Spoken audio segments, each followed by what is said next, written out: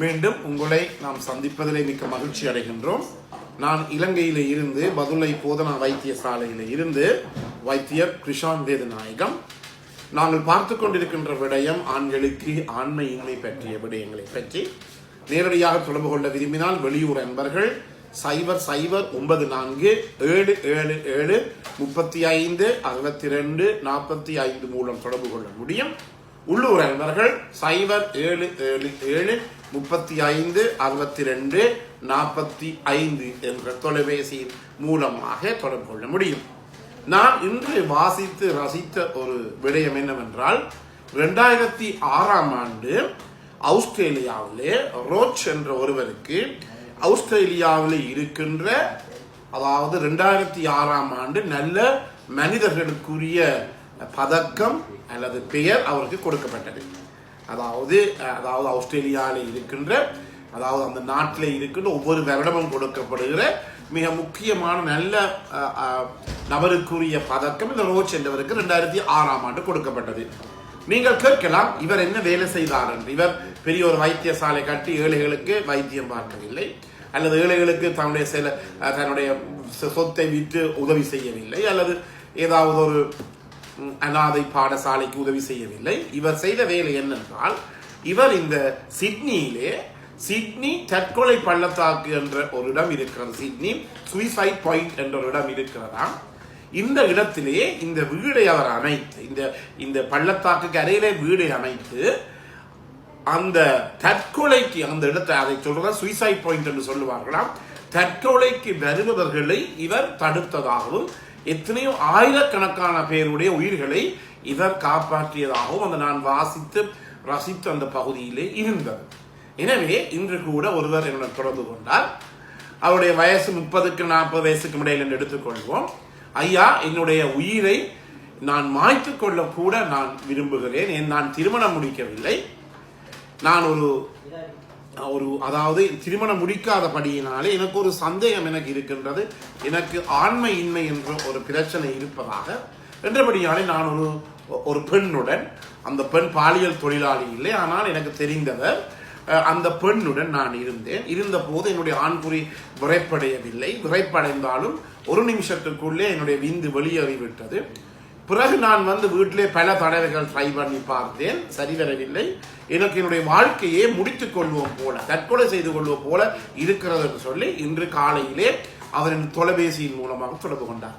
அதாவது முக்கியமாக நீங்கள் இதை கவனித்துக் கொள்ள வேண்டியது என்னவென்றால், இதற்கு, அதாவது உங்களுக்கு தெரியும், இப்போது விஞ்ஞானம் எவ்வளவோ முன்னேறிவிட்டது. எத்தனையோ மருந்துகள் ஒவ்வொரு நாளும் கண்டுபிடிக்கப்பட்டு கொண்டிருக்கிறது. வயிற்றிலே இருக்கின்ற சிசுவுக்கு கூட, அம்மாவினுடைய வயிற்றிலே இருக்கின்ற சிசுவுக்கு கூட அந்த பிள்ளையை வயிற்றிலேயே வைத்துக் கொண்டு செய்யப்படுகிற சத்திர சிகிச்சை இருக்கின்றது. விஞ்ஞானம் எவ்வளவோ முன்னேறிவிட்டது. எனவே இந்த பிரச்சனைக்கு போய் நீங்கள் இவ்வாறு முடிவு எடுப்பது என்பது சரியான பிழையான விடயம். அதே நேரத்திலே இன்னுமொரு பிரச்சனை இருக்கின்றது. அவர் சொன்னார், உண்மையாக எனக்கு சரியாக கவலையாக இருந்தது. எங்களுடைய 3ஆம் உலக நாடுகளிலே இதை பற்றி கதைப்பது என்பது எனக்கு வெக்கமாக இருக்கிறது. ஒரு வைத்தியரை நான் சேனல் பண்ணி அவருக்கு முன்னால் இருந்து நான் எவ்வாறு இதை பேசுவது என்று சொல்லி எனக்கு மிகுந்த வெக்கமாக இருக்கிறது, கவலையாக இருக்கிறது சொல்லி அவருடன் பகிர்ந்து கொண்டார். எனவே இன்று நான் வேற விடயத்தை பற்றி பேச இருந்த நேரம் இந்த தொலைபேசி அழைப்புதல் வந்தபடியால் இதை பற்றி நான் உங்களுடன் பேச விரும்புகிறேன். உண்மையாக என்னுடைய நான் போடுகின்ற இந்த பக்கங்கள் உங்களுக்கு தெரியும், யூடியூப்ல இருக்கிறது, டிக்டாக்ல இருக்கிறது, இன்ஸ்டாகிராம்ல இருக்கிறது. பல பேர் பெண்களாக இருக்கின்றார்கள். தங்களுடைய கணவனினுடைய பிரச்சனையை கூட கதைத்த பெண்களாக இருக்கிறார்கள். கதைக்கின்ற போது நான் முதல்ல அவரை சொல்வது, அம்மா உங்களுக்கு அல்லது சந்தோஷம் நீங்கள் என்னுடன் பேசுவது, ஏனெனில் உங்களுடைய கணவனுடைய பிரச்சனையை தீர்க்க வேண்டும் சொல்லி நீங்கள் பேசுகிறீர்கள். இப்போது ஆண்கள் கூட என்னுடன் பேசுவது என்பது ஒரு கவலைக்குரிய ஒரு விடயமாக இருக்கின்றது. என்றபடியால நீங்கள் இவ்வாறு பேசுவது என்பது ஒரு நன்மை பயக்கக்கூடிய ஒரு விடயம் என்று சொன்னேன். எனவே இதை பற்றி தயவு செய்து கூச்சப்பட வேண்டாம், கவலைப்பட வேண்டாம். என்னுடன் பேசியவுடன் நான் அவருக்கு இயலுமான மட்டும் அவருக்கு உளவள துணை கவுன்சிலிங் செய்தேன்.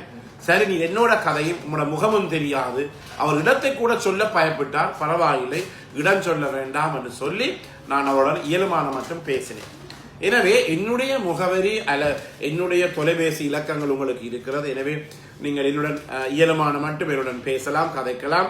எனவே அதுக்காக நடிச்சாமம் 1 மணிக்கு 2 மணிக்கு எடுக்காதீர்கள். வெளியூர் அன்பர்கள் தயவு செய்து இலங்கையினுடைய நேரத்தை பார்த்து அதற்கேற்றபடி எழுங்கள், முக்கியமானது. அதே நேரத்திலே எல்லாத்துக்குமே நான் முதல்ல சொன்னது போல மிக பாரதூரமான புற்றுநோய்க்கு கூட இன்று 100% சிகிச்சை அளிக்கக்கூடிய மருத்துவ உலகம் இன்று முன்னேறி இருக்கின்றது. அவ்வளத்துக்கு மருத்துவ உலகம் முன்னேறி இருக்கிறது என்றபடியினால இது ஒரு சின்ன பிரச்சனை. இதுக்கு நாங்கள் முற்றிலுமே தீர்வை அளிக்க முடியும். அதே நேரத்திலே கூடுதலானவர்கள் என்னுடன் மருந்து எடுத்தவர்களை பார்க்கின்ற போது பல பேர் நன்றாக இருக்கிறார்கள். சில பேர் சரியான மன அழுத்தத்துக்கு உட்படுது, டிப்ரெஷன் அல்லது ஸ்ட்ரெஸ், மன அழுத்தம் அல்லது மன இறுக்கத்துக்கு உட்பட்டிருப்பதை என்னாலே காணக்கூடியதாக இருக்கிறது.